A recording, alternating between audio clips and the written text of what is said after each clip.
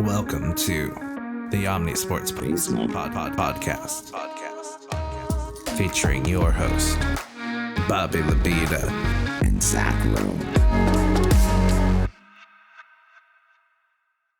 Hello and welcome into the first episode of the We don't have a title for this show, but it's about baseball. Hey, glad to be part of the OmniSports network. We're going to turn this thing into adult soon. This is just the beginning. Yes, so right here we have a new face to the OmniSports universe. This is Zach Rome. Zach, I'll let you introduce yourself. What have you done in the sports world? How did you find yourself here in this office on April 26th? Done a lot of things in the sports world. I initially was a sports information director at Cal State Northridge University, where I got my degree, and then I kind of bounced around a little bit. Was in Tennessee with the Chattanooga Lookouts, the minor league baseball team. Check out the Chattanooga Lookouts. Shout out the Lookouts, man. They do a great job up there. Building a new stadium soon. That's cool. Go, if you're in Tennessee, go watch. Go watch the Lookouts. They're a beautiful stadium, beautiful people. And then was in Phoenix, worked for the Phoenix Suns, Arizona Diamondbacks. That was cool. Did statistics for them. Moved back to LA for some family health reasons, but now we're looking to get back in the game, and this is sort of a good outlet for me to speak my sports mind. Yeah, nice. And for those who don't know me, I would say a huge sports fan. I have a degree in film communications. I'm a teacher by trade, so I love teaching and explaining things. And I've been a baseball fan as long as I can remember, and we're both we should let the world know we both have Dodger biases. Die-hard Dodger fans. So if that seeps in a little bit to what we're talking about, don't be offended. We do apologize, but we did have a sign up here to warn you. But also at the same time, as Dodger fans, I think we might be more critical of them at times too. So, but just we want to be clear there are biases, but who cares about those anyway? We've had a month almost of baseball. Actually, I think it's been a full month since we started early in March. Shout out to the Korea series. I also love it's like, oh, we're going to play some regular season games. We're going to go back to spring training. And then we're going to play some regular season games. Baseball, we need to figure that out. Yeah. So, Zach, what were some of Zach came in and we come in with different ideas today. Zach's going to talk about the good of the first month or so. And I'm going to talk about the not so good. So why don't you start us off, Zach? Tell us what's going on. I might ask some questions just so that the audience who's maybe watching doesn't know what's going on. Let's start off with the softball answer. The Los Angeles Dodgers. Everyone predicted that they were going to be in the hunt. I mean, one of the highest payrolls in baseball.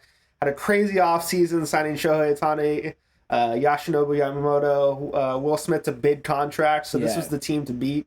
And they didn't get off to a perfect start, but neither did a lot of people in the NL West. So the Dodgers are actually still on top in first place. Yeah. And their outlook is looking good. I mean, they've swept the Nationals, and they're doing pretty well right now. Yeah, I think, the Dodgers started slow, and especially as a Dodgers fan, we had the Ohtani news, which I don't know how much we want to get into that today with his interpreter, and it felt for me like 3 days as a Dodgers fan. I was like, the sky is falling down. I don't know how it felt for you. Felt a little bit that way. I was always convinced that Shohei was going to come out clean, but you never know with these sorts of things, and I'm glad he came out okay. Yeah, me too. But there's, all the non-Dodger fans in my life were like, he was doing all this stuff. I'm like, that doesn't strike me at all consistent with who he is as a person. Right. I could believe someone would take advantage of him, as unfortunately the law is also agreeing with that point of view. Yeah. But what do you think has made the Dodgers look so good the last couple of weeks? Ddude, it's their top four in hitting. I mean, just if you have a lineup with Mookie Betts, Shohei Ohtani, Freddie Freeman, and Will Smith, who I think has had like 3-4 hit games already this year, and he signed for kind of a 10-year deal, which is a lot for a catcher. People were kind of criticizing the length, but man, he's been worth every penny so far. He's a great player, and just Freddie Freeman also hasn't gotten going yet. Yeah. So when you have that top four and you have sort of the eliteness of Mookie Betts, Freddie Freeman, and Shohei, like, you're gonna win a lot of ball games. Yeah, absolutely. I think one of the coolest stats I was looking at in preparation of the show is Dodgers have 3 of the top 4 players when it comes to average. Mookie is first, Shohei's second, and Will Smith is third. And unrelated, have you ever seen this before, Zach? In the top 5 averages, 3 of them are catchers. Would you believe that? This is a new stat to him. I just brought this to him right now. Unbelievable. I mean, we're so used to the catcher position maybe batting .230 on a good day. So the fact that we're a month into the season and top 4 of the 5 are catchers, unbelievable. It just kind of speaks to where the game is going, and that's a crazy stat for sure. Yeah, that was unrelated to like the but I just thought again, like kind of what you're saying, that we're in a different universe than we used to be, which is a good thing, and that's why we're here to help break it down. What else is besides the Dodgers, or if there's anything more you want to add to the Dodgers? I would say the Cleveland Guardians and the AL Central. I mean, it's kind of a weak division, and they kind of have established themselves as the top tier of that division starting off. And then you have a team like the White Sox in that division, which are kind of throwing the season away already a month in. I mean, they traded their star pitcher Dylan Cease right in spring training. They're 3-22 right now. Not how you want to start, Bobby. Yeah. So should I talk about the White Sox right now a little bit? Yeah. All right. So y'all, we are witnessing. Hopefully, so in baseball, when you look at stats, they're always really strong in one direction. Right now, if the season were to end, 4 teams would have top 10 worst records of all time. So, and the White Sox would have the worst by like a lot. Yeah. So the worst winning percentage of all time was 23%. Yeah. The White Sox right now are at 13%. Ooh. And the only team historically that is comparable is, you want some baseball history, Zach? Go for it. So, y'all, if you ever want a master class in ineptitude, I'm going to drop an 1800s fact on you. The 1899's Cleveland Spiders had, I think they won like 20 games all year. But this is wild. I can't believe this happened. Their owners own 2 different franchises in baseball and literally traded all of their good players to the other team. So we're talking that the White Sox now are as good as a team 120 years ago, where the owners were actively corrupted and embezzling from themselves, like, to create that. Unbelievable. I mean, how can they be this bad? I mean, everyone thinks that, like, the Oakland A's are going to be the worst team in the league every year. Yeah. But the Chicago White Sox, I mean, they've had a couple decent years the last couple of years. Not great, not terrible, but only 3 wins in the first month. Not going to cut it. Yeah, and I think one of the most impressive, or not impressive, stats about the White Sox. Infamous stats, man. Yeah, infamous stats. So if you look at their hitting, which I recommend take a tons before. If you look at their hitting statistics, they are the worst in almost every meaningful category, from hits to runs to almost average. They have only scored 56 runs the whole season. Wow. And I had it up. Let me see if I can find it. I had they're already negative 85, I think, on plus minus in terms of run differential. And we're not even into that. Feels like a season long stat for a bad team. Yeah. And we're talking about a month into April. But yeah, so White Sox terrible. We'll talk about a little bit more about terribleness in the future, but other teams.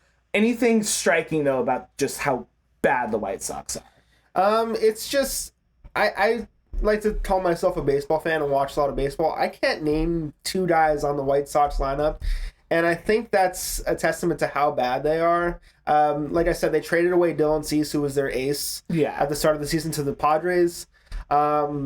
Yeah, you hate to see it. You want to see competitive balance in the MLB, but it's sort of gotten to a point where the rich get richer and the poor get poorer. And if you want to tank, it's kind of a thing where just trade away your best players and just tank the season. I don't think they were going to be this bad. Yeah. But, man, this is a start that even the diehardest of White Sox fans are going to be crying in their sleep for a long time. Absolutely. And it's like interesting in this, we're not going to so much today talk about other sports, but maybe we will. But I've noticed this trend in other sports recently is I feel like the bad teams are historically worse than they've been like every year. Why would you venture to guess that is? I just think it's a little bit of greed, money. You got these owners who see a bottom line at the end of the day where they're not making money, and they think one of the only ways is to ship off all their players, and it might cost them. And I guess their idea is it might cost them in the short term for long-term gain, but at the same time, you're kind of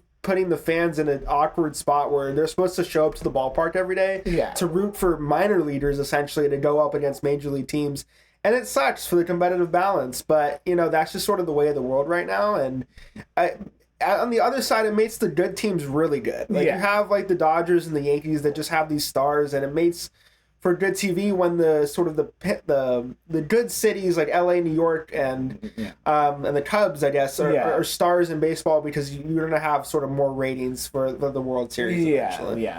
Braves, I would maybe put in that category. Too, I would have prior to this year put the Astros in that category. Yeah, that's kind of a weird start to me. The Astros, they're 7-19 this season. I don't think anyone saw that coming. No, I think like if I told you a month ago, even honestly 5 days, 10 days into the season, that the Athletics would not be last in the division. Crazy. That the Astros, now as a Dodgers fan, karmically, I believe that this is what's right in the world, but it doesn't feel what's right in the world because of how good the Astros have been the last 6 or 7 seasons. 2017 still hurts. As a guy who went to a World Series game that year, it still hurts. As someone who went to a sports bar in LA, the crazy 12-11 game, as a sporting fan, I've been to a lot of sporting events, watched a lot. That was the most emotional whiplash I felt because every inning someone was hitting a home run, so you're like, yeah, what the hell, yeah, this is great, this is terrible. You had every emotion you could have, roller coaster of emotions. So I think one thing that is interesting, because I was trying to figure out why is not sadistically, but why is Houston so bad, and their hitting is average. It's not good. They're probably in the low 20s, mid-teens. But that doesn't create a team. If they finished today, the season finished today, would I believe be the 7th worst all time in terms of win percentage. Houston Astros, and the reason is pitching, because they have the 3rd worst ERA in all of baseball. They're giving up 5 runs per game, and so you can see now the rotation's getting shored up by Scherzer coming back. Shored up. Sure. Anyway, he's back, and I think Franmil is back. So you're starting to get some pieces back. But I heard a stat today: no team with this bad of start has ever made it to the playoffs before. Wow. Yeah. I mean, I guess a month is a good sample size. Yeah. Right? When you really think about it. Yeah, very surprising. And it's also funny that one of the 7 wins was a no-hitter by a guy that no one had heard about until that day. Yeah. Ronel Blanco. And I think one of my favorite stats was the first 6 or 7 games, the Astros won every game that their opponents did not get a hit in, because the only game they won was the no-hitter. And then all the other games they absolutely lost. So it was all or nothing. Wow. Yeah, but absolutely, I'm sorry for the fans of Houston, but I'm not sorry for the Astros organization themselves. But just totally, total surprise. That'd probably be, if you had to give me a surprise so far of the season, it would be just how bad the Astros are. I mean, there's still time to turn it around. I think the Mariners are sort of my pick to win the division this year. They got good hitting, Julio Rodriguez. They got some solid pitching. Luis Castillo is the ace of their staff. They're making some moves. I also kind of want to talk about the AL East, if you don't mind. Yeah, let's talk about stop talking about bad stuff and talk about probably the best division in baseball. The Baltimore Orioles are sort of becoming one of my favorite teams to watch. Yes. It's so funny because a lot of their guys actually kind of look the same. Yeah. If you look up the pictures of pictures of Jackson Holiday, their newest prospect, it actually just got sent down today. But Adley Rutschman, and there's a guy kind of in their minor league system, Heston Kjerstad. Yeah. They all look the same. It's generic jock. Generic, if you were to create a player in MLB The Show, the generic white player, you would come up with the Orioles guys, which is pretty funny to me. But they're hitting on all cylinders. They've been a really fun team to watch. They have the most home runs this year of any team. I think Gunnar, what a leap he has made so far. It's funny because, he won, Rookie of the Year, and it feels like we didn't see all of this potential even then. Yeah. It's going to be a dogfight, man. Them and the Yankees. And, that division is tough. You never know if the Blue Jays or the Rays are going to go on a run. Yeah. I mean, it's going to be competitive. I like the Orioles to win the division. I think they're the hot team. And listen, the acquisition of Corbin Burns in the offseason, beautiful move by the front office. I think he was a missing piece for them. We'll see if their lack of experience is going to hurt them in the playoffs, but still a team to look out for sure. No, I agree 100%. I mean, when we look at the division, the worst team is still 500%. 500%. They're winning 5 times more games than they're playing now. They're winning half the games with the Rays. But with the Orioles, I feel like what's interesting about them is I feel like you know, if you hadn't been paying attention to baseball for a while, they were so bad for like a few years. But people forget right before they were so bad, they were really good. And I think this is actually true of all of the American League East, but I think like you have really competent organizations, like and like maybe the, you know, moments I feel like almost the least competency is like from the Yankees, but it's the Yankees who like historically are maybe one of the most competent organizations, most championships. Yeah, so but I think it's gonna be a dogfight, and it's funny. It's always I always feel sad for everyone in the AL East because it just feels like every year it seems it's like this, right? Yeah. Like, teams like the Blue Jays and the Rays can never catch a break. I mean, when you have the Yankees and Red Sox in your division, I mean, it's just going to be uphill battle from the start. Yeah, always, because they have that money, they have that clout, they have just like that history. I mean, that, you know, that's just hard to compete against. But I think the Orioles are super fun. But another team that I have a lot of fun playing, and I don't know if we had planned to talk about this in the notes, but I really like the Royals this year. The Royals are interesting. Yeah, the Royals are very interesting. Bobby Witt Jr., man, like my namesake. He has been a stud. I mean, I knew that he had this sort of talent in him, but to be this quick and this young, dude, he can do it all. He can hit home runs, he can steal bases, he can hit for average. He is turning into a real leader in that clubhouse, and then, you know, again, that's kind of a weak division, the AL Central, right? So the Royals could easily become a leader of that pack super quickly, and I think it just testament to just being patient. I mean, they had their World Series year, I think it was 2015. They kind of had a few down years after that, but man, they're kind of coming back into their own with some young studs, and man, they could be really good for the time. Yeah, I think they're just so much fun to watch, and Bobby Witt Jr. I think is, you know, I think he's a budding superstar. I think right now there's a lot of really good young talent that's, you know, gonna get propelled forward. The Royals have the fourth best pitching staff this year, and I think that's one thing that's maybe, I feel like their pitching staff was not good last year, and like they put together, if you like on paper look at their pitching staff, you'd be like, oh, but then you actually see what they're doing and you're like, oh, my bad. I'm sorry I didn't, you know, give you the respect that you all deserve. Yeah, the Royals are going to be good. It's going to be interesting to see how the playoffs turn out. I know we're only into May or sorry, not even May. Late April, but it's fun to see that teams like the Royals and the Orioles sort of establish themselves as first place teams already, because we're seeing some different faces, some different names in there. It's not just your typical, you know, Yankees, Red Sox, you know, Astros taking over the league right now. You're seeing these young teams kind of get hot, and if they could stay hot, you're going to see some diversity come playoff time, which is really fun to see. You know, you have the Mariners leading the division. You have the Rangers, and I know the Rangers won last year, but they still feel like a new good team to me. Like, same. You know, of course, Corey Seager. I miss you every day. I cry. I had a Corey Seager bobblehead, but I think I got rid of it because it hurt too much to not see. But yeah, I think it's funny. I feel like the American League is kind of, there's a lot of surprises, and the National League feels, for the most part, like maybe except maybe the Central, but kind of how you'd predict it to go. Yeah, Dodgers, Padres kind of in the NL West. I know we touched on the Dodgers a little bit. The Padres kind of hanging around in there. They're better than what I thought they were going to be. Considering that they lost Juan Soto, they have like a shortstop at every fielding position. I don't know if you know that. Which is really interesting. But you know, they're formidable. They hang in games, and they could be a tough out for the Dodgers. I mean, Dodgers I think are still going to dominate. The odds of winning the division at the beginning of the year were very heavily in the Dodgers' favor, so I don't see them losing it. Yeah. But you have some teams that are going to give them a scare. And Diamondbacks, you know, they made it to the World Series last year.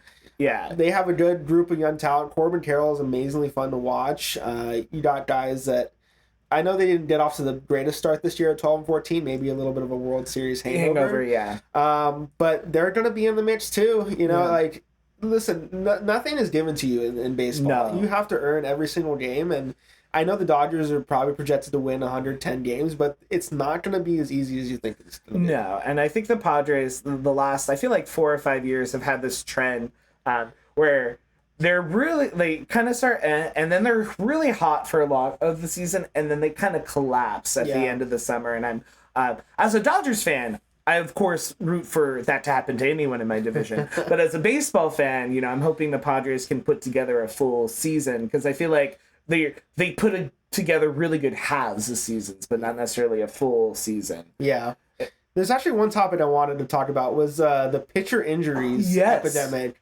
I know this has kind of been touched on by some of the major networks and stuff, but man, we are seeing a catastrophe. I think it's a good word to put it really is. And I'm gonna so I am in 3 baseball fantasy leagues. Don't recommend for your sanity or mental health. But it was like literally the first week I felt like I put like half of all my players on the DL. And normally, like, if you play fantasy sports, you're like, 15-day. No, we're talking about season ending immediately. And I think there's a lot of different discussions on points for why this is happening. I think, for me, kind of my perspective is that velocity has become the name of the game, and it's become the name of the game really young. And I think I think you see this also in basketball too, where in America, I think in Europe and other places they do a much better job of developing talent for like long-term health. Right. In America, we're very much, which is I think how our business is, just culturally, we're very,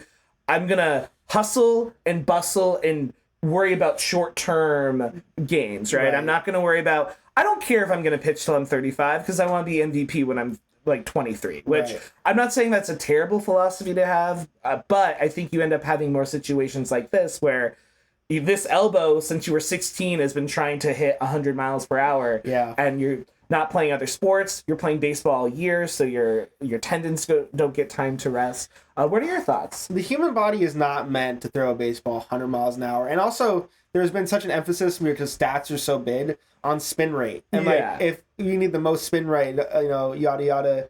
I just think that's not conducive to a healthy human. And I think it's now expected for every pitcher to have Tommy John surgery at some point. Shohei's had 2 of them. And it's just like, this is something that has to give, but I don't really know what the fix is right now. Because, once the cat is let out of the bag, so to speak, it's just hard to sort of fix that. It's like players have now adjusted to hit 100 miles an hour, so you can't really tell them, hey, throw the ball slower, and they're going to give up more runs. So a common blame pie for people in Major League Baseball has been the pitch clock, but I think that's sort of a scarecrow, so to speak. I think that's just a cover up for where the game is going. I think the pitch clock has actually been really good for baseball. That's a separate topic. I would agree, and that is a separate topic, which maybe we could get into in a minute or two if you want, or we could bring it up at a future episode. But it just sucks, man. Like you grow up, seeing these guys just like work so hard and then just get taken away. Like Spencer Strider of the Braves, like, was supposed to have a Cy Young type season, gets hurt in like the first week, and it's just like, man, it sucks. The first time I really felt this was going back, but was Strasburg when he came up and he was like, he's the next coming, and then he had, when he was out there, he was always good, but just so many injuries, and as a fan, it's hard to root for players, and then like they lose their season. For teams, I imagine it's hard investing all this capital. I wonder, so in football, running backs over the last decade, their contracts have totally gone down because running backs, A, they become less important in offense, but B, they're most likely positioned to get injured, right? So it's like, am I going to invest in a position that I know going in, I'm going to have maybe a quarter of the games their backup is going to play just because there's so many, and I wonder if you'll see maybe more of the kind of Rays style of okay, we're a bunch of short, extended kind of players, we're not, no more 5-6 inning, we're just all doing the short, or I wonder if you okay, I'm gonna view my entire pitching staff as a platoon, what I mean, rather than what do you think? I wonder if the solution is to add more players to the active roster, and kind of make pitching, maybe you see pitchers only go out there for 2 or 3 innings max. I think maybe that's a part solution, but it's so funny to me to go back to the Dodgers. I mean, they have an all-star caliber pitching staff that's on the injured list right now. The reason that, if you look at the Dodgers offensive stats, they're up there with all the other teams. It's their pitching that's really holding. They're the inverse of they're the Astros if you if they're the Astros if the Astros had league leading type offensive production, which they don't. I mean, guys like Dustin May, Walker Buehler, Clayton Kershaw is out with surgery this year. Bobby Miller's out right now. Reliever Bruce Gratterall has been on the injured list. It's just like, it's crazy. Didn't see this growing up. I haven't seen it, in my lifetime, and I wonder if it get better, but it doesn't look good right now. Yeah, and it's not like I think a big thing that fans, well, I mean, maybe this is not true of all fans. You probably are going for the hitters, but like I definitely want to know who's the pitcher that day when I'm going to watch a game, and that's half the. It's the part we never talk about because pitching's not sexy, but it's like it's half the game. It's you need someone to throw the ball. Right. I mean, like I grew up going to games and be like, "Oh, Clayton Kershaw's pitching against Zach Greinke today." Yeah. It's just like those are games you look forward to today. And now, like I'll look up on the MLB app, like who's pitching today, but I don't really know if I know that person. I don't know this person. They've only had 3 starts in the league because like the 3 people in front of them in the rotation are hurt. So yeah, it's a problem that we really don't know the solution to yet, but I hope that it gets fixed soon. No, I agree. Yeah, baseball, we need to figure something out. Maybe we go to 6-man rotations. Like I'm not a physical therapist, but I agree with you. I don't think the pitch clock is because like we've noticed this trend going upwards before the pitch clock was implemented. So I think it, like you said, it's a scarecrow, right? It's we're gonna be scared of this thing when it's actually not, and to be clear, I don't blame the Players Association for making this claim because they don't want the pitch clock. So I would use any ammo I could, but I do think the pitch clock has been really good for baseball so far. Yeah, I think the pitch clock has been great. I mean, games are faster. When I went to a game with you last year, it was like you couldn't turn away, which I think, it used to be you go to the ballpark, it was very leisurely, like, oh, you see a pitch and then you kind of relax, see another pitch. But I think it sped up the game in a good way. I agree. I feel like baseball, the hardest thing for me to convince people, I'm having a dinner last night, like, I'm doing a baseball podcast, tomorrow with my friend, and they're all like, oh, cool. Like, because baseball, like, it doesn't have the mystique that it does, like, especially I feel like with our generation. So it's like, how do we get it exciting and interesting? And for me, I always told my friends, like, view baseball as put it in the background kind of activity. Like, do your life, and then when you hear the announcers get excited, or like it's the 7th inning, then start watching. But now it's like, no, it becomes the front ground activity when you can't look away. Right. It used to be sort of like the summer soundtrack, right? You have Vince Scully in the background narrating the Dodgers, like you kind of peek in every now and again. Yeah, you're doing homework or you're cleaning or whatever activity you're doing. And it's still, slog 162 games this season is a lot, but I think the pitch clock has done a great job of speeding that up. I also kind of like the Ghost Runner rule. Yeah. I know it's kind of been controversial, but during the regular season, I'm a fan of it. Yeah, I'm a fan of it too for the regular season, just because like I'm generally going to be on the side of like, hey, like we're doing things at such a high level now that like 162 games, it's just not reasonable to hold for the human body to hold up in ways that you could when like, back in the day, this is not knocking players from like 1916, but it's like you could have 3 beers a day and still be like an MVP level player. And like working out, like there were players who used to like not intentionally work out because they thought like being big made you slower, which questionable science. There's a lot more to it than that, but they would think like, oh, I'll literally be a worse hitter because I'll have less strength and won't get around it. And like obviously the philosophy behind that has changed a lot. But like players used to actively avoid getting muscles, right? Which is like crazy to think about. It's crazy sort of the health practices that used to exist. I mean, sort of what they would take. I know kind of in the steroid I'm missing bloodletting. We need some more leeches on people. That's what we're missing. And now but the science and the health has gotten so good, which is sort of crazy as the training and the science has gotten a lot better, and now you're seeing a lot of the injuries, which is weird.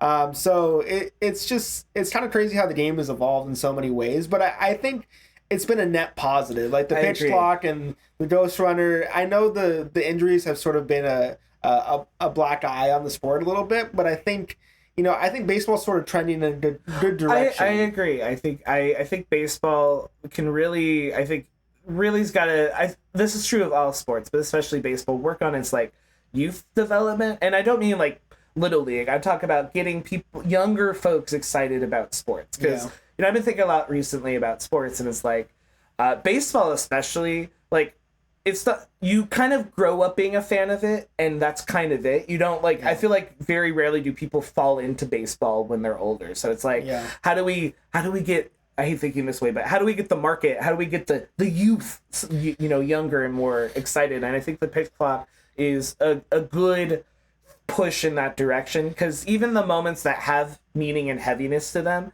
like at the end of the game, like that's what we're really there for. You know?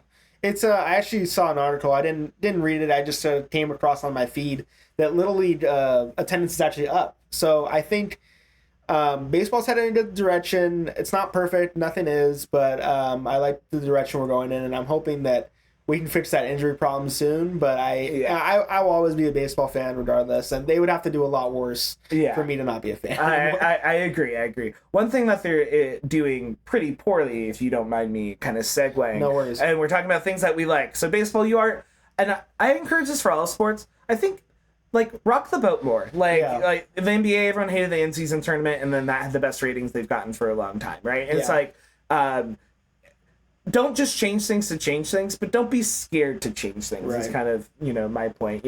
I kind of like that baseball has. I thought I would hate it, but like I like that the playoffs have been expanded. As a Dodgers fan, I don't, because we keep losing earlier than we may have. But it's also like, I think the fun aspect of sports is like sort of the chaos that comes with it. For sure. And baseball especially is like, you get a team hot. I think of the Rockies World Series run like a decade and a half ago at this point, where it was just like, oh, the Rockies, they're 27-3 in the last month, like the Rockies, like the D-backs last year. Yeah, great example. No one saw Arizona being a World Series team, and or even Texas to some fans, right? And they ended up in the series. I think Hispanic playoffs have been very good. Again, as a Dodger fan, don't love it because they seem to be hot throughout the entire season, and at the end of the season, they sort of lose a little bit of gas. But to your point, it adds more excitement. It's kind of like the March Madness of baseball, now, right? So I think that's great, and as much as it's been sort of a change, I think it's been a good change. Yeah, but the one thing that's been not a change, and consistently not a change for a long time, I'm going to show Zach a clip. He's not seen. He may have seen this in his life, but this is arguably the worst strikeout call I have seen in maybe my life. Let's see it. All right, so we'll show the video. Wow, he was so quick too. Yeah, he was like strike immediately. It was completely out of the strike zone. And you don't see it, but the two pitches prior that were also called strikes were literally the same place. It's like 8, 10 inches, 12 inches off the base. And if you don't know who I'm talking about, I'm sure you do if you're watching at home. Angel Hernandez. It's never good when you know an umpire by a first and last name. So like, and he's honestly might be the only ump I know currently. Yeah, I mean he's had a bad reputation for years now. I have no idea why baseball still employs him. Yeah. But he maybe because baseball just like any news is good news, and I think he's always going to be talked about. He's the Scott Foster of the NBA, or the MLB. We can't get rid of him because everyone talks about him. Right, and it's like at this point, it just might as well keep him in there. I just don't want to see him umpiring any playoff games or games with heavy playoff implications. Yeah, so kind of a deep cut. So I'm a speech and debate coach, and at speech and debate tournaments, as we get further along, you have hundreds of judges. All of them are volunteer. All of them can't be good, right? The separate aside, I think baseball could find enough competent umpires, but towards the end of the tournament, you give all the Angel Hernandez's the unimportant games, if that makes sense. Yep. Like, these two teams after 5 rounds, neither have won a round. They're not making it to the playoffs of the tournament. Okay, Angel, you go adjudicate. So yeah, if they're doing that, then, but kind of in general, I just wish sports would see the advantage of investing in their reffing and their umpiring. I feel like no sport does it right in American sports. I was blown away when a month ago I was watching an Australian football game, and the refs actually on their mics would hear what they're saying to each other. Oh wow! And it was this level of transparency that was just mind-boggling to me. And then all the Australians were like, "This is normal. What are you talking about, bro?" And I'm like, "You don't understand in American sports how frustrating And it's frustrating because we have the technology a lot of times to do it. You could have a robotic strike zone if you wanted. You could. And like, I do understand like the appeal of having an ump, and I'm not advocating necessarily for like, I think a robotic assist is kind of the vibe. It's like, because I do think there's merit to different umps having different strike zones as long as they're consistent about it. Right. That's kind of what matters. But when you have a play like this, like the title of this post on Reddit, by the way, is Angel Hernandez committing an act of terrorism in Houston. And I'm usually fine with that happening to Houston. Even I felt bad watching this. I was like, did you need to strike him out? I don't know. Yeah. But my kind of major complaint right now is it just feels like it's so bad. Like some of the bad is so bad. But that's not to say also I've seen stats that in general umpiring has gotten better. Strike ball calls are really good. If you ever want a fun, like, if you follow the baseball subreddit, usually they'll post, like, whenever an umpire has, like, a 99% plus success rate. And there is a lot of that, but it just makes it so much more obvious when you have a play like this. Yeah, I mean, it's kind of a thankless job being an umpire, right? Like, no one ever says, like, hey, that was a great game you umpired today. That ball you called in the third, that was a borderline call, freaking killed it. Yeah. I think the umpire scoreboard has been great, though. I've seen it on Twitter and Reddit and stuff, where it's like, it'll show you, like, oh, they missed this call, and it's like, wow, they're actually getting the majority of the calls right. Yeah, so if you're ever watching a game, and this is true of all sports fans of any sport. You always think that the calls are going against your team. Unless I'm a Lakers fan, because I can even admit that we're getting calls we shouldn't get. But you didn't hear it from me. But minus that feeling, like actually look at these stats to be like, oh, was my feeling right? And what's really cool about these stats is they show in the umpire scorecard expected runs earned or gained by either team based off of the calling. Right. And that's a really nice way to be like, okay, we lost by 6.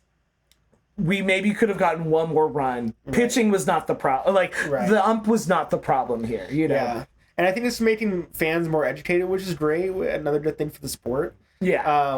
Like I said, these umpires aren't going to be perfect. We're just looking for consistency. I think throughout the most part, you do have it, but occasionally you'll get a game where the strike zone is completely backwards. You don't know what to expect. But that can make for exciting baseball, too, as long as it's not in the playoffs. Yeah, I don't mind. Yeah, playoffs, I want everything perfect. Right.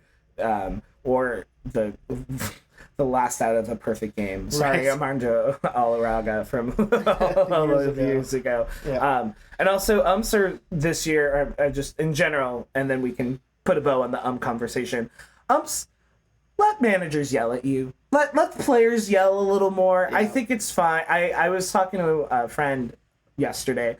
I know in podcasts people would say it was yesterday, but it was actually yesterday, about hockey. And if you know me personally, Zach, and you know me, we've known each other for over 15 years. Yeah, sure. I'd like to think I'm a very kind and loving person, and you could agree or disagree. Yeah, he's agreeing. Sometimes. Don't worry, there's not a knife under his thigh right now. But blink I went twice to if you need blink. But I went to a Kings game earlier this year for baseball, and not RIP Sacramento Kings, but the Los Angeles Kings, and like 3 fights broke out, and all of us fans were like. In LA, generally, we do have some aggressive folks, but we're not usually that kind of fan base. We were losing our shit. We were like, yeah! And I don't want fights in baseball, but I'm also fine with tension and animosity. I actually, what I'm going to say might be a spicy thing. I hate the Astros. I love that they exist for baseball because I think villains are good to have. I agree. And I think we live in a world where every team has perfect PR because they have full marketing departments. And this is not to say be bad and say terrible, problematic things, but I want there to be rivalries. I want there to be tension. Fun tension. Dodgers fans, we should not. Don't kill a Giants fan. Let's go back in time and not do that. However, but I want there to be some competitive oomph and spice, you know? I agree. And sort of one of the knocks on the Dodgers this year is where's the villain? Where's the bad guy? These guys are so buddy-buddy. And I think, which is one thing that's nice to root for the good guy, but like, when we had like Manny Machado on our team, it was like, oh man, Puig, and like we have these guys that are just like they kind of they set a new bar, which is interesting and kind of made games a little bit more exciting. Yeah, and I think especially for like teams that are maybe not teams you expect to be as good, I think it's extra lovely when there is that spicy, like, you know, like if Bobby Wood Jr. decided to be a little angstier, I'm not saying do it, Bobby, but like I'd be like, yeah, freaking Royal, like an up and coming Royals all-star player with some like edge to him, you know. It's kind of funny. I feel like we like edge on our players, like the concept of it, but we don't like it in practicality. I think of like Bryce Harper a lot. Right, like, I thought that too. Like when he was coming in the league, like my mom who didn't know him was like, I fucking hate this guy. He seems like such a jerk. And then I'm like, but like, have you seen him play baseball? You know? And then like, you know, he started maybe not the career we thought he would, but he's matured a lot, but he's got the same edge and spice to him. He just knows how to like lean into the humor of it, which I think if you're a villain and you're playing into that, I'm not saying Bryce Harper is the villain, but I'm sure maybe Nationals fans seeing him on the Phillies uniform might feel that way. So, but is that like, if you're a villain and are aware of it and can play into it, that's really fun too. For sure. You know, I think of, he doesn't always do this correctly, but like Draymond Green is so fun because he's so hateable. You know what I mean? But he has crossed actual lines, in my opinion. Yeah. And that's what I'm saying for baseball players to do. So, let there be tension. I love when Joe Kelly, as a Dodgers pitcher, you know, like, nice swing, bitch. I'm like, yes. Yeah, exactly. Or like I hated Madison Bumgarner when he was with the Giants too. As a Dodger fan, I was like, man, I fucking hate this guy. I hate this dude. But just know that hate, Madison, if you're watching, because I'm sure you are watching this podcast, is out of respect of what you can do. Yeah, hate is just jealousy, right? Yeah, it's just another form of love. It's another form of love. You're not the person we're allowed to love because of the geographic city we grew up in, and that some franchise we have no direct connection to purchased or signed a contract with a player, and we're now like, I will die for this person. Yeah, exactly. Yeah, it's funny. Yeah. Any other like just kind of big takeaways from this first month of baseball? It's been exciting, man. Like I love keeping track of all these teams. I like to put in like $5 or $10 on some parlays on some of these games too. Are there been any interesting? So I've done DraftKings, but I mostly have done it for football. Well, any interesting parlays or like bets that you've seen this year, just in general? It could be about anything. It could be a very obvious prop bet that everyone missed. I always think about next year going into the season. I think going into the season is a great time for lots of bets because you can do lots of over-unders for like season stuff. Like, imagine doing the under in the Astros right now. You're so good. You're so good. Yeah. There's actually a bet that I want to shout out. My friend Wayne Shelton out in Arizona. What up, Wayne? What up, Wayne? We did, we bet on a lot of games when I lived there, and I used to give him a lot of shit for his bets. But he has one right now that the whole world is paying attention to. He put $100 during the last baseball season on three things happening. Okay. One of them was the Texas Rangers winning the World Series. That happened. Check one. Second, Kansas City Chiefs winning the Super Bowl. That happened. The third and final one is the Oklahoma City Thunder winning the NBA Finals. Now, $100 bet with a 50% parlay boost from DraftKings. So $100 bet. How much do you think he's going to win? Well, try $1.7 million with an M $1 million if the OKC Thunder win the championship, which is a lot of money. DraftKings has contacted him for an interview. He's been reposted on all the betting websites. I wish him all the luck, and he's actually having a pretty stressful time right now. I can imagine. Although, that dude. Here's the thing about sports betting: if you've never done it, you will view games differently. 100%. I'm not saying that's bad or good, but you will view it differently. Yeah. I would encourage you, if you're viewing it differently, never blame the players. Don't blame the players for anything. They had no involvement. Yes, you're betting on them, but they had no involvement of their stats or stuff like that or scheme. But I hope your friend gets this. Yeah, he's. It's funny because on all these posts, everyone's saying like cash out, cash out. I think right now he's getting cash out of like $50,000, which man, it's to sneeze at $50,000 is kind of crazy. It'd be hard for me to say no, but there's also like. I feel like sports fans, is more than they admit because we're such stats nerds, really kind of believe in fate. Yeah. And so it's like, I made this choice last year. I'm going to live with it. And the Thunder are the 1 seed. So it's not even like, it's just the feeling like, can they do it in the playoffs? It's crazy. I mean, to see that he's come this far, I've never seen a bet like this. Man, I hope he hits it. I think it'd be a really, really good story. Yeah, and we prefer these kinds of bets versus stealing $16 million from the person that is paying you your salary. I love that Shohei's interpreter, in one of the texts found by the investigators, I think one of the texts was sent to a guy like, man, I'm really bad at the sports betting thing. I was like, yeah, when you lose millions of dollars. Yeah, and you have like inside information. You are there. Like, yeah, you that's are not the best selection. No. And players, please don't bet. But if you're gonna bet, don't do what's his name did in the NBA. Jonte Porter, unders on your own. Never bet unders on your own. I will listen, if a player bets on themselves to win, I don't love it, but I don't think there's a competitive integrity thing. Yeah. But if you're betting on the unders, betting on your team to lose, that's really bad. I think the right punishment is what happened is you should not be allowed to play the sport ever again. I agree. Professionally in this country. Well, it's crazy how, all these sports are kind of in bed with all these sports gambling companies. And yeah. I'm surprised you don't see more stories about what happened to Jonte Porter, to other players. And you'll probably see stories pop up, as I agree. In the future. I just think it's inevitable. I mean, there's so much money going around. I know that when I worked for the Phoenix Suns and I did stats for them, literally there would be thousands of dollars wagered on some of the things that I would say. Yeah. And it was kind of scary. Right? Yeah, understandably so. Yeah, it's just there's so much going on. There's so much money involved. And you never know what would happen. So I think it's something to keep an eye on for sure. Yeah, keep an eye on. And I encourage you, do sports betting or not. I don't have a stance, and I don't. Zach does it pretty actively, so I'm sure you'd say go for it. But be responsible, have fun. I view sports betting as just another way to show my belief and knowledge in what I think about sports. But it's money that I budgeted to lose. And that's the number one rule of gambling. Yeah.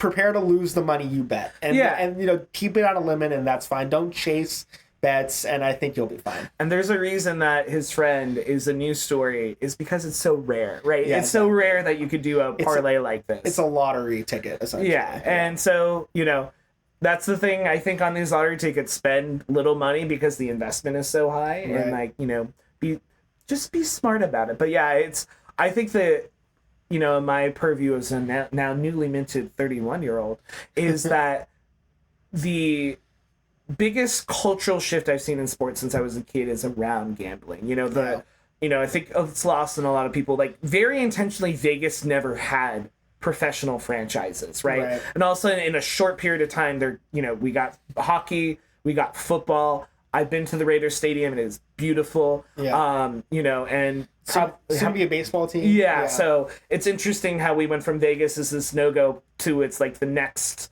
big luxurious thing, and I think a lot of that is the gambling. Lots of money involved in it, which is both terrifying and exciting as a sports fan. Yeah, again, uncharted waters. I mean, when I was a kid, there was nothing like this going on, and we're probably in the maybe year 3 or 4 of it becoming a mainstay. We're in the infancy stages, right? Yeah, so expect a lot of change. We're Facebook before the government realized Facebook existed with rules and regulations. It's almost like we don't really know what we have going on right here. So, I'm just preparing you. There probably will be more controversies in the future. It's just inevitable, but I think it's fun and it's interesting, and as long as you're healthy with it. Again, there's a lot of people that aren't healthy with it, which is a problem. Yeah. But it's fun. It's fun, and it's nice to pick your favorite players and to do something, or pick your favorite teams, or I get to do this crazy prop bet that has 8 components to it. But it's been interesting to me now doing a basketball podcast for a year.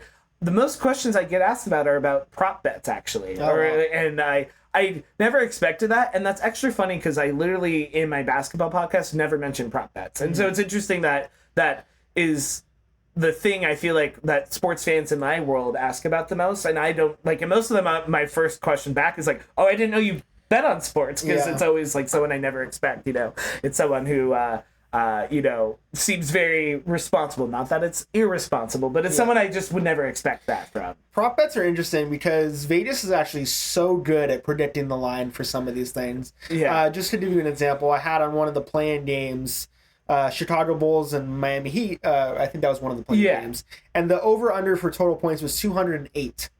There was a last-second 3 that didn't matter in the game. Just didn't matter. It was taken and it was made to make the total score 209. Yeah. it's just crazy how Vegas has the accuracy on some of these prop bets. So just be careful and just be mindful that if a line looks too good, it might be just that good. Vegas, I describe when it comes to sports betting. This is the thing I think you could take away even as not a sports bettor. Their lines, I think, are the canary in the coal mine. Yeah. And so, like, if there's a player that maybe just recently got hurt and we don't know a lot of information about, but then you see lines move drastically, your reaction should be, Vegas knows something I don't know yet. Right, or, like, why is, like, the Bucks plus 2.5 against this team or whatever? It's just, like, just be mindful that the obvious sort of... it's a trap. I like to call it a trap game. Yeah. Where you think one way, but Vegas is like, no. There's reasons we have it like this. Yeah, so Vegas always wins. But the thing is, in a lot of these, or if you're doing DraftKings kind of lineups, then you just have to beat everyone else. Yeah. My personal favorite is, have you ever done Best Ball? No, I haven't. So quick plug for Best Ball. I think they have it for all sports now. But if you're into fantasy, I think the best thing about fantasy sports is drafting, personally. Like, draft day is like, I want to dress up in... The highlight, yeah. Because that's when I really feel like I'm a general manager of a professional franchise, huh? Right. But Best Ball, the way it works is you draft a team before the season, and you never have to move them. Always the best player on a particular day is put into that spot. And so I do it a lot for football. I had like 50 football best ball drafts last year. Oh, wow. And so the whole off season, and what's nice about it if you do fantasy sports, it tells you what people who are actually spending their real money are picking. So it actually probably gives you before the season the most accurate average draft position for players. Because okay, these people are putting real life money on the line, because I hate mock drafts with no money. It literally, to me, is, I think, useless, because it's a computer algorithm usually just picking the next best available, which is not how it ever works in an actual fantasy draft. Right, yeah. So we've talked about kind of baseball globally. We've talked about particular teams. Is there any, like, other things that stand out to you? Good. I have, like, 2 quick bad things I want to talk about. I got nothing. Let's hear those bad things. So we talked about the Astros. We talked about the White Sox, but equally as well, no one's as bad as the White Sox, because holy smoly. But you also have the Rockies, who are 7-19, facing the Astros this weekend in Mexico City. Somebody's got to win. Yeah, baseball will find its first tie in 100. So Mexico, I just want to say we're sorry. We're not sending our best. I actually strangely think the Rockies might do better in Mexico City than people realize, because Mexico City has a high elevation. Yeah. And so the Rockies players are probably going to be more used to that, because it's only 1,000 feet higher than, and 1,000 feet is a lot if you yeah. And then so were you going to say something? No, I said altitude sickness is no joke. So. No, it's not. As someone who's soon to be sister-in-law lives in Colorado, it's a real It's a real thing. It's a real thing. And then I also wanted to talk about one other team that is worse than the Rockies and the oh my gosh, the Astros. We actually have the Marlins, who congrats to, I want to say, the Marlins, because you picked the right time.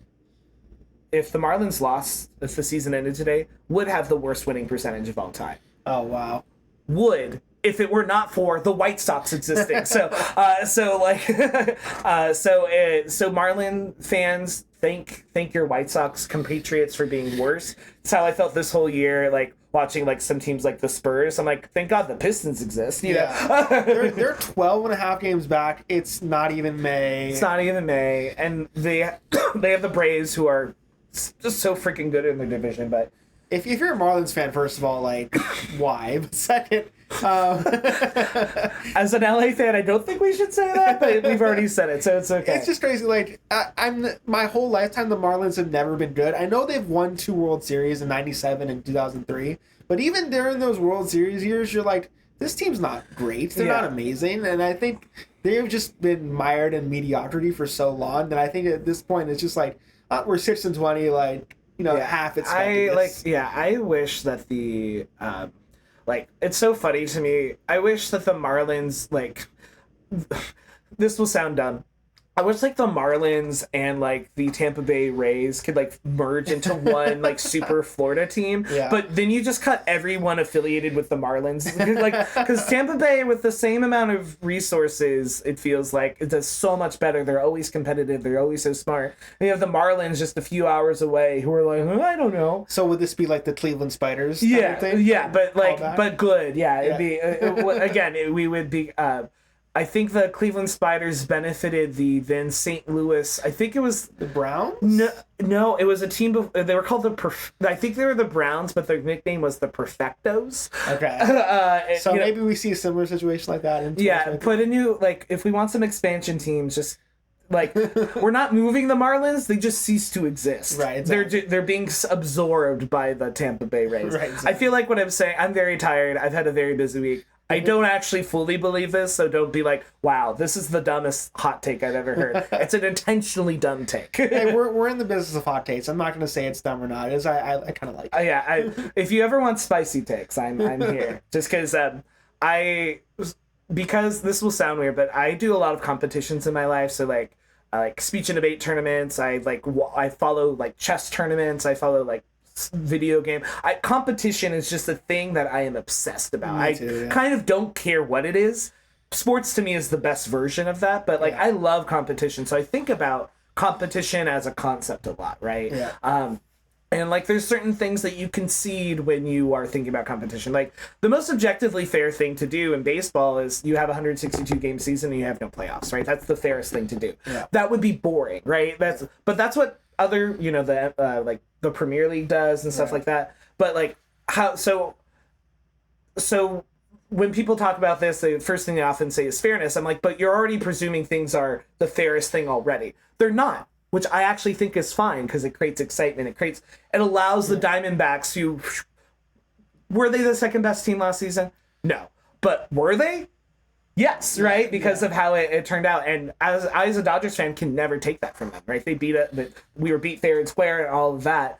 But were they the second best team? Probably not. But it allows these underdog moments that we really love in sports. Yeah, to go back to the Marlins, I mean, in 2003, they beat the Yankees, right? The Yankees who killed the Red Sox in the round And as previously. children of the 90s, the Yankees were the big bad wolf. They were the big bad wolf. They won multiple World Series in a row. And to see like the team like the Marlins beat them, it was just like, Yeah, wow, that's I as a Dodgers fan, actively rooted for the Diamondbacks against the Yankees in 2001. Like, to give context, that's how big bad the Yankees were. That's someone in my division. Like, I cheered running around my house in, like, my 7, 8-year-old me. Like, I was so nervous playing Kirby in the other room, but listening and then, like, running around cheering just because, you want those exciting moments because that's what sports are all about. for sure, definitely. And I think this season's been super fun.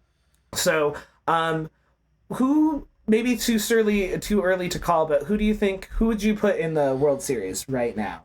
Maybe leave on this note. That's a great question. You know what? I'm a sucker for the story. I'm a sucker for the big bad Dodgers. Let me see the Dodgers and Yankees in there. It's been a long time coming. We need to see it. I think it would be a great matchup. I think it would be wonderful for ratings and to see my Dodgers in there, of course. But, like, I would love to see Dodgers Yankees. And I think, they're both first or close to first place. Right? I know the Yankees are second, the Orioles are first, but they're actually tied right now. Yeah. But Dodgers and Yankees, I think, would be a really fun World Series. Yeah, I think that would be very fun. As a Dodgers fan, I'd have so much fun in that series because I can just outright hate so it's hard to believe, but back when we faced the Astros back then, before we knew what they were doing, I was a huge Astros fan because like they had been, at the time, they were the up and coming team, and so I remember being like, I don't want to lose, but if we're gonna lose, at least it's to the Astros. Now I would never say those words, but in terms of, I think it's funny. I think I prefer I feel like in my heart you're not going to get that matchup. I feel like you're going to get the Orioles, or you will have the Indians or Royals, like a fun up and coming team. I also think having 162 games is just so hard for some of these older teams. Right. And I love the Dodgers, but until they can prove it to me in the postseason, I think the Braves are probably and I say this as a Dodgers fan, but I think Braves, like Orioles, is maybe what I would chalk it up to be. Fair. Yeah. We should, in our next episode, maybe do some like set in stone predictions that we like Can look back on. Maybe like we grade we have like a grading scale, and it could be for short-term predictions in like the month of May or whatever. Gotcha. But I'm putting this out in the universe. Dodgers Yankees World Series. Let's make it happen. And for all the other fan bases that are not the Dodgers Yankees, that would be your worst. Right. But if you ever want to hate watch something, think about this. You watch the Dodger Yankees, you get to see a team cry and be upset. That's awesome for you. Yeah. That's great for you. There can only be one winner. Yeah, there can only be one. And I hope it's the Dodgers. But oh, man. Come on, Shohei. Show us the light. Anything we want to tell the good folks at home before we disappear into the ether? Appreciate you guys for listening. This has been a blast coming on here, Bobby. Like to do more of these. Hope to do more of these in the future. But I'm really excited that we got this done. Yeah, I'm really excited too. And just for some context, we plan on doing this maybe like every other week or so. This is new to both of us. So in the comments, please, like, if there's anything you want to see, have us talk about, or if there's anything you thought we said that was dumb, let us know. My philosophy, and I think Zach agrees, is these kinds of shows are just a launching talking point. I never intentionally will say anything to be like spicy. If I say something, I genuinely believe it. Same. But if you have beliefs, disagree with us. This is a conversation. This is not you're wrong. Though you are wrong.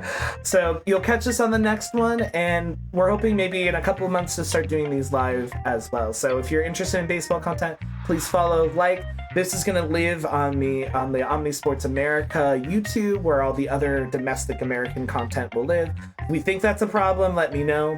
But I'm sure basketball fans, I hope you're okay with baseball. And if you're not, just ignore these videos. Or tell your baseball friends to join. All right, Zach, thank you so much. And we'll see you the next time. Bye, guys. Bye.